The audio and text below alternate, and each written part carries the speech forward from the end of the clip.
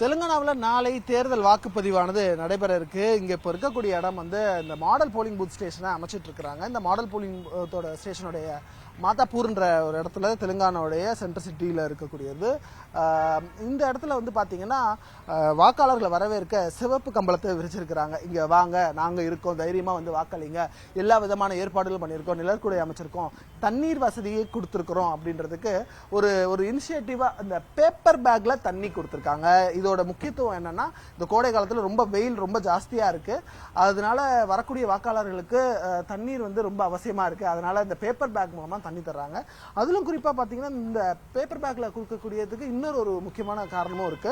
அது வந்து இந்த பிளாஸ்டிக்கை தவிர்க்கணும் அப்படின்றதுக்காக இந்த பேப்பர் பேக்ல ஒரு பேக்குக்கு 20 லிட்டர் தண்ணி வந்து கெப்பாசிட்டின்னு சொல்லியிருக்காங்க. 10 பேக் வச்சிருக்காங்க, 200 லிட்டர் தண்ணி வந்து இதுல இருக்கு. இதுலயே ஒரு வந்து பாத்தீங்கன்னா ஒரு டேப் இருக்கு. வேணுங்கிற அளவு பிடிச்சிக்கிட்டு பேப்பர் கப்பை யூஸ் பண்ணி பிடிச்சிக்கலாம், அல்லது டம்ளர்ஸ் வச்சு யூஸ் பண்ணிக்கலாம். அது மூலமா தண்ணி வந்து எடுத்துக்கலாம். அப்படின்றதுனால ஒரு மாற்றத்தை கொண்டு வரணும் அப்படின்றதுக்காக, பிளாஸ்டிக் இல்லாமல் கொண்டு வரணுன்றதுக்காக இந்த ஏற்பாடை தேர்தல் ஆணையம் பண்ணியிருக்கு. வெவ்வேறு இடங்கள்ல வெவ்வேறு விதமான ஏற்பாடுகள், மாற்றுத்திறனாளிகள், முதியோர்கள் அவர்களும் வந்து வாக்களிக்கலாம் அப்படின்றதுக்காக பல்வேறு ஏற்பாடுகள் செஞ்சிருக்கிறாங்க. ஒட்டுமொத்தமா நாளைக்கு தேர்தலுக்கு தயாராக இருக்கிறது தெலுங்கானா.